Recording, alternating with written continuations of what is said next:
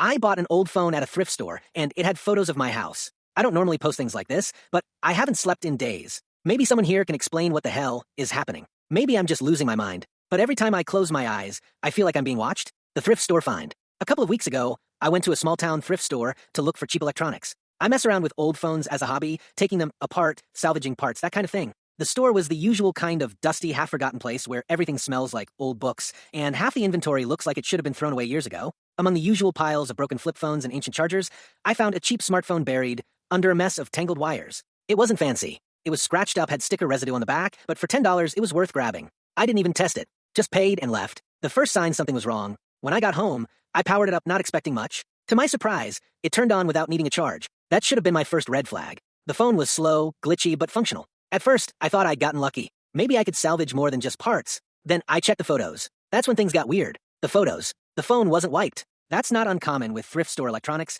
but it's always unsettling to see someone's life still stored on a device they got rid of. The first few images were normal. Blurry pictures of a dog. Random shots of the inside of a car. The timestamps were all over the place, suggesting they were taken over the course of years. Then I saw it. A photo of a white house. The angle was odd, taken from the street, like someone had snapped it in passing. At first, I didn't think anything of it. My house is a pretty generic model, one of those cookie-cutter homes you see all over small towns. But something fell off. So I kept scrolling. And that's when my stomach dropped. The horror sets in. There were more. Close-ups of my front door. My mailbox. My car in the driveway. The timestamps? Recent. My throat went dry. My hands started shaking as I swiped through the gallery. The photos became more invasive. One was taken through my living room window. The angle was low, like someone was crouching outside. Through the glass, I could see the corner of my couch. My coffee table. Then another. My bedroom window. At night. The flash reflected in the glass. Through it, you could see my bed. My nightstand. I live alone. There's no one around who could have taken these. No neighbors close enough to see in. My house is at the edge of town, surrounded by woods. I should have stopped looking,